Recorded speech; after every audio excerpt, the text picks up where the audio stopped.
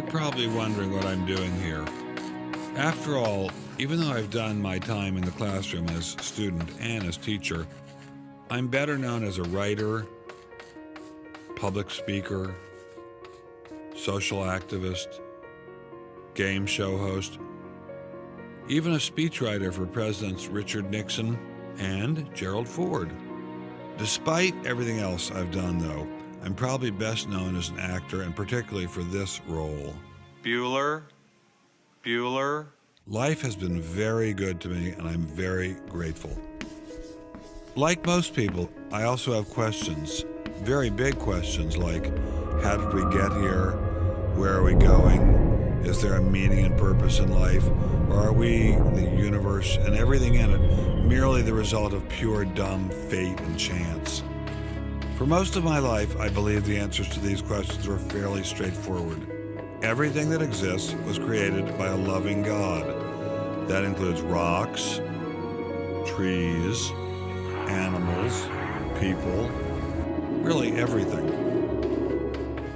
All along, I've been well aware that other people, very smart people, believe otherwise. Rather than God's handiwork, they see the universe as the product of random particle collisions and chemical reactions. And rather than regard humankind as carrying the spark of the divine, they believe we're nothing more than mud animated by lightning. Somehow, that mud found a way to grow, reproduce, swim, crawl, breathe, walk, and eventually think. I have no problem if people want to believe that sort of thing. After all, we believe in a free society. This isn't Nazi Germany. People are entitled here to believe and say whatever they want about belief in God and the development of life. At least, that's what I used to think. This is Dr. Richard von Sternberg, mild-mannered research scientist. Until 2005, he also edited a small scientific journal affiliated with the Smithsonian Institution in Washington until he published an article by this man. As a result, Dr. Sternberg quickly found himself the object of a massive campaign that smeared his reputation and came close to destroying his career. After the publication of the Meyer article, the climate changed. It moved from being chilly to being outright hostile. Shunned, yes, and discredited. What I'm asking for is the freedom to follow the evidence wherever it leads. What was so damning about this article? Nothing, as far as I could tell. It merely suggested that perhaps we aren't mud animated by lightning after all.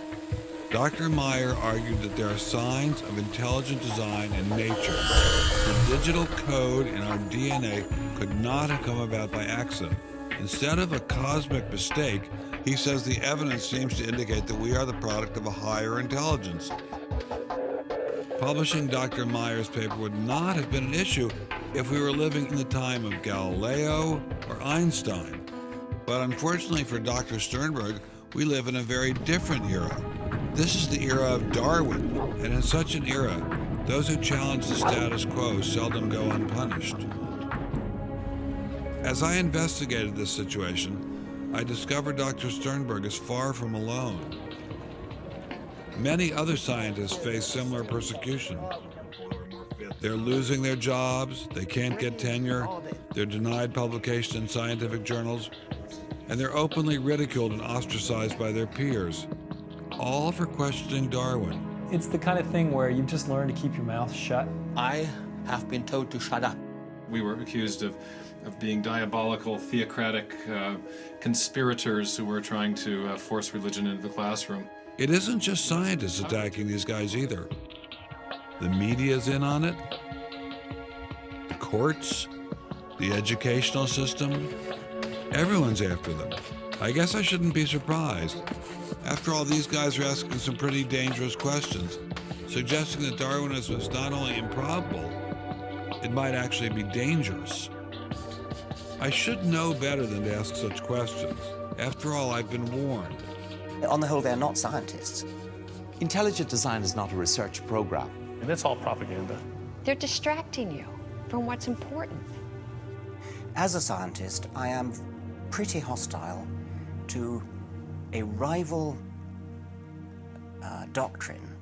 The more I thought about the situation, the more I wondered why we tolerate free speech in every other area of the society, but not here.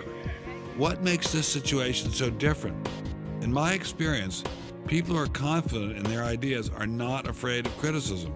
So that tells me the Darwinists are afraid. They're hiding something. We're so schizophrenic. We talk about things being designed and optimized, but then when you ask us, especially in public, we're all about defending neo-Darwinism.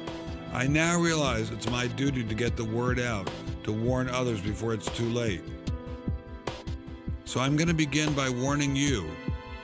Feel free to watch this film if you must, and I hope you do. But you've got to know that doing so could land you in a heap of trouble. Some of you are going to lose your friends for watching this film. Some of you may even lose your jobs. In fact, if you're a scientist with any hope of a future, I suggest you leave right now. College or high school students, especially teachers, legislators, journalists, anyone else with a stake in this debate should probably leave right now as well. But if you do leave, will anyone be left to fight this battle? Anyone? Anyone?